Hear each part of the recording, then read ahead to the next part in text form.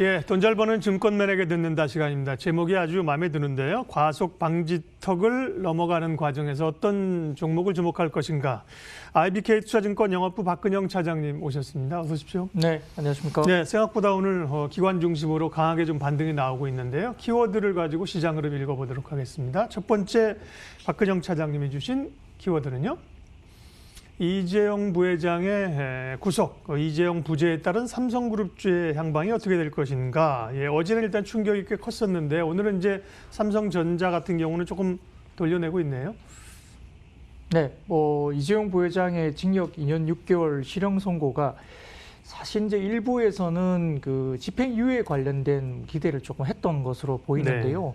네. 법정 구속이 되다 보니까 어제 같은 경우에는 좀 악재로 작용하면서 센티가 좀 좋지 않았던 모양인데 결국 그 이재용 부회장이 법정 구속이 되면서 아마 대규모 인수합병이라든지 투자 같은 주요 결정들이 지연될 가능성이 높지 않을까라는 우려는 분명히 있습니다.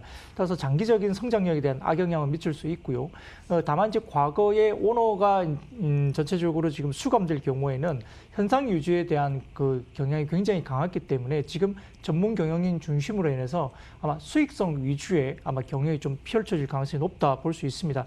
단기적으로 향후 5년이나 10년 뒤에 대한 장기적인 관점에서의 투자는 조금 어려울 수 있겠지만 과거 사례를 살펴본다면 단기적으로는 큰 영향이 없었고 단지 실제로 2017년 2월 달에 이재용 부회장이 약 1년간 수감 생활을 했을 경우에 삼성전자가 2017년 반도체를 중심으로 53조 6천억의 영업이익을 기록하면서 사상 최대 실적을 기록하면서 주가도 굉장히 많이 올랐습니다. 따라서 이재용 부회장이 수감됐다고 해서 삼성전자 충격을 받고 주가가 빠질 거라 생각하기보다는 펀더멘탈을 좀 더 보시고 말씀드렸던 전문 경영인이 현상 유지에 굉장히 좀 강한 경향을 보이면서 이익단에 대한 레벨업을 상당히 시도할 가능성이 크다는 점에서도 주가 부분에 대해서 너무 부정적으로 생각할 필요가 없겠습니다.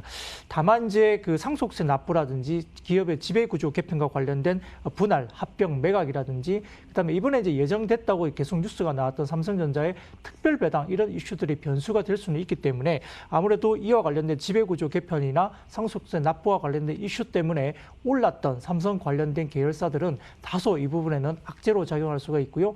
기업 펀더멘털에 근거한 어프로치가 좀 필요한 시점이 아닌가 생각됩니다. 그럼 삼성그룹주 안에서는 특별히 조금 좋게 보시는 기업들은 어떤 곳입니까, 차장님은? 네.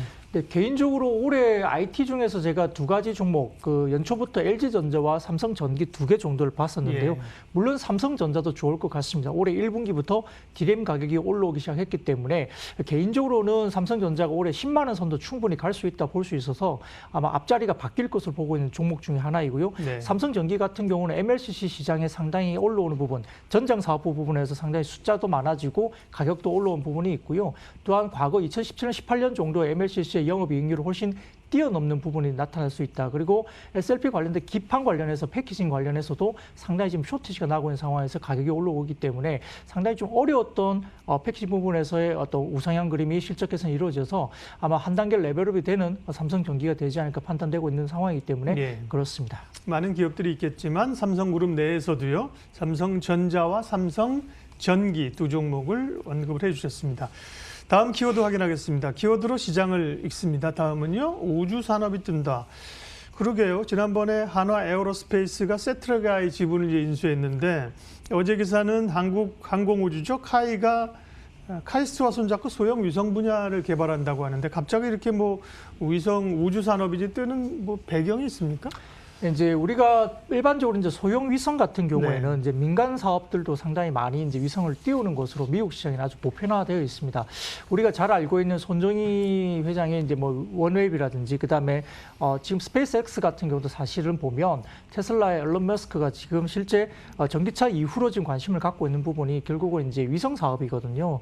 이게 왜 그런 거 아니? 한국 같은 경우는 지형이 상당히 좀 좁은 편에 위치하지만 미국이나 아주 큰 어떤 대지 면적을 갖고 있는 곳은 우리가 이제 5G 하고 있지만 이런 통신 사업자들이 사실은 중계기가 설치할 것도 없을 뿐더러 그 광활한 어떤 대지에 5G 관련된 어떤 통신 사업자들이 들어가기가 상당히 힘듭니다. 따라서 대도시 이외의 다른 뭐 사막 지역이나 굉장히 넓은 평지 지원에서 뭐 도시가 없는 경우에는 이런 통신 사업자들이 들어갈 수가 없기 때문에 소규모 민간 위성을 띄워서 이런 부분들을 커버리지를 할 수밖에 없고 또한 해상이라든지 그다음에 군수 사업과 관련된 부분에서도 소규모 위성들이 띄워지면서 이런 부분들을 커버리지를 하고 있기 때문에 미국에서는 이미 상당히 큰 산업으로 성장하고 있는 모습입니다. 말씀하셨듯이 이제 국내 같은 경우도 한국항공우주가 카이스트와 소형 위성 분야 관련된 연구 개발 관련된 이야기를 했고요. 또한 이제 하나 에어로스페이스도 세트랙 I 관련된 지분을 20% 3자 배정을 했고 전환사채 500억 투자를 공시하면서 어쨌든 위성 사업과 관련된 부분을 상당히 좀 주목을 나타내고 있는 상황입니다.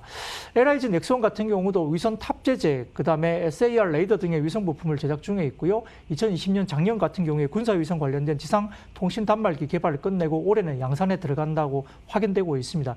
약 1,500억 내외에 예상되고 있는 규모고요. 전반적으로 이런 부분에서 지금 미국 같은 경우에 상당히 좀 큰 변화가 하나 있는데요. 이제 우주 ETF라고 해서 새로운 펀드 상품이 출시가 되고 있습니다. 미국의 ETF 운용사인 아크 인베스트먼트가 우주 탐사 ETF 관련된 부분을 출시 계획을 발표했고요. 아크 인베스트 같은 경우는 테슬라 관련된 부분에서 혁신 기술 보유 업체에 대한 투자를 주로 했고요. 지난해 미국의 ETF 시장에서 굉장히 두각을 나타낸 인베스트먼트 회사입니다. 최근에 이제 이런 우주 ETF 편입 기대를 관련해서 미국 시장에서 상당히 우주 관련된 종목들이 상당히 올라왔는데요. 연초 대비 버진 갤럭틱은 약 28.2% 급등, 그리고 맥사 테크놀로지도 26.1%, 그리고 비아세토 18.5%, 이리디움 커뮤니케이션즈도 약 18.4%의 급등세를 나타냈습니다. 국내 기업 중에서는 뭐 우주 산업에 관련된 종목들이 좀 제한적이긴 하지만 최근에 이러한 부분에서 뭐 한국항공우주나 하나 에어로스페이스나 뭐 LIG 넥스원 같이 방위 산업체 관련해서 중심으로 나타나고 있는 상황이고요. 최근에 주가가 단기적으로 좀 급등했던 종목들은 인텔리안 테크가 있는데, 인텔리안 테크 같은 경우는 손정희의 UNF뿐만 아니라 뭐 스페이스X 관련된 부분에서도 통신 관련된 이런 부분에서 납품을 하고 있는 회사이기 때문에 주가 급등세가 나타나고 있어서 관련 주식들에 대한 관심도 필요하겠습니다. 네. 조금 이제 이 기업 사이즈가 되는 기업은 말씀하신 것처럼 한국항공우주, 그다음에 한화 에어로스페이스, LIG 넥스원이고요. 세트랙아이나 인텔리안 테크는 조금 이제 가벼운 종목으로 이슈몰이가 되고 있습니다. 다음 세 번째 키워드 확인하도록 하겠습니다. 어제 문재인 대통령이 이제 기자회견을 하면서요. 뭐 시장이 깜짝 놀랄 만한 공급을 하겠다, 그런 표현을 잘 쓰지 않는데 이제 건설주에 대한 기대감들이 있었습니다. 정부의 공급 확대 정책인 거죠. 근데 어제는 건설주가 그리 강하진 않았는데 오늘은 이제 좀 강하게 나오고 있네요. 건설주 전략은요? 네, 뭐 사실 그 작년까지는 상당히 좀 옥죄기 중심의 정책이었다면 이번에 관련해서는 이제 공급 위주로 가는 게 사실은 방향은 맞다고 봅니다. 따라서 공급을 좀 늘려서 이제 부동산 가격을 잡는 것이 맞다고 보고요. 뭐 역세권 내지는 뭐 여러 가지 공공 재개발 재건축 관련된 용적률 상향 등을 포함해서 공급 정책 위주로 가겠다고 말을 했기 때문에 주택 관련된 공급이 상당히 늘어날 것이라는 기대가 분명히 있습니다. 건설주 같은 경우는 지금 대형주 가운데 현대건설이 약간 4분기 실적이 컨센 대비 조금 하회할 가능성이 있지만 대부분 다는 실적 기대치를 충족할 것으로 보는 상황이고요.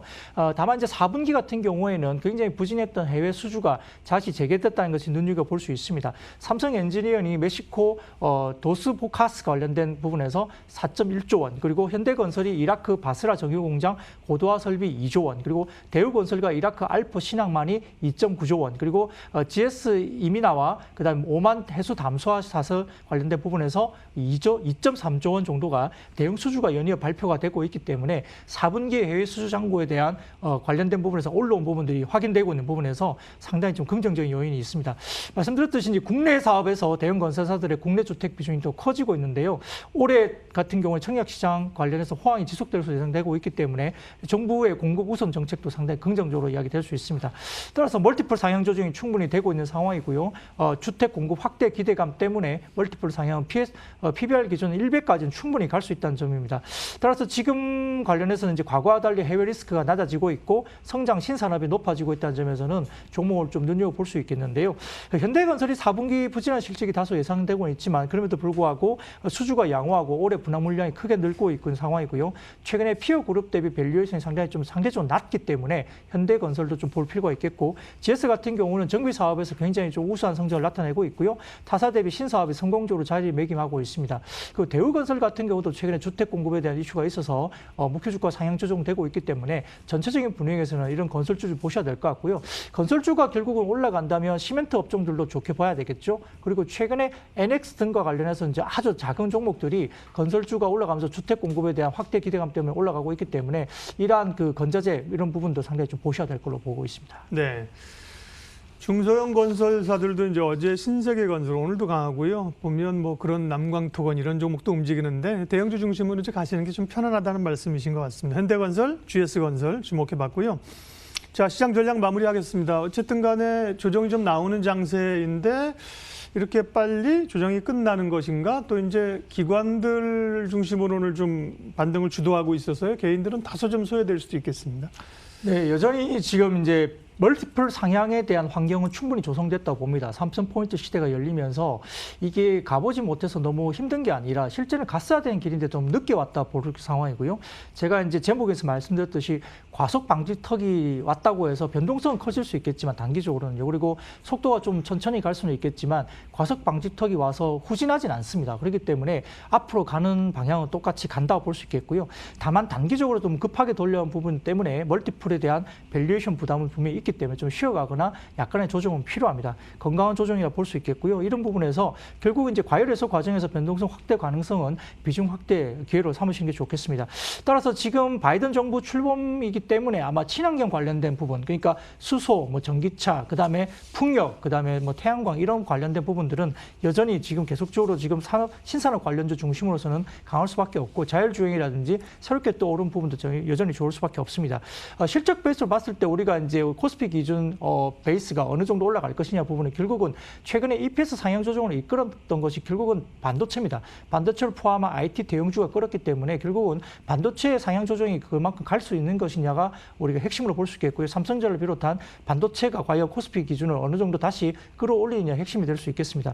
고객예탁금은 지금 70조 원대 중반 정도까지 올라왔었는데요. 지금 고객예탁금 일부 1차 목표치가 펀드 플로우상 만약에 그쪽에서 이쪽으로 다시 넘어온다면 1차 목표치는 고객예탁금 85조 원, 그리고 100조 원 시대도 충분히 열릴 수 있다는 게 올해 이야기가 되고 있는데 그 이유는 올해도 역시나 대여급 IPO가 많이 예정되어 있습니다. 상반기에도 예정되어 있기 때문에 IPO가 대여급이 들어오면서 결국 고객예탁금이 다시 올라올 수 있는 가능성이 있고요. 워낙 금리가 싸기 때문에 지금 펀드에서 오히려 직접 투자를 많이 넘어온다는 점, 그리고 최근에 미국 시장의 좀 특징을 본다면 나스닥이라든지 S&P 500이 좀 조정을 받는 데서 대형 IT는 좀 조정을 받았습니다만 그럼에도 불구하고 러셀 2000 지수, 그러니까 스몰캡 지수에서는 오히려 이제 올라가는 종목들이 많았고 또 스몰캡 종목 중에서는 IT 종목들이 많이 뛰었습니다. 그리고 특징적으로 볼 수 있는 것은 에너지 종목들이 강하게 올라왔는데 결국은 사람들이 미국 시장도 인플레이션에 배팅하기 시작했다는 점입니다. 이 부분에서 인플레이션 배팅은 경기 민감주로 배팅이 될 것이고요. 결국은 소재 산업재로 갈 수밖에 없습니다. 따라서 반도체 중심의 이런 부분, 그리고 신성장 관련된 그 친환경 관련된 부분, 그리고 소재 산업재 부분과 그리고 아주 저평가되어 있으면서 올해도 OP 마진율이 15% 이상 상향 조정되면서 상당히 좋을 것으로 예상되고 있는 통신주도 관심을 가져야 되겠습니다. 예, 오늘 돈 잘 버는 증권맨에게 듣는다. 조정 이후에 생각보다는 빠르게 좀 반등이 나오고 있는데요. 섹터 전략까지 알아봤습니다. IBK 투자증권 영업부 박근영 차장님 함께했습니다. 고맙습니다. 감사합니다.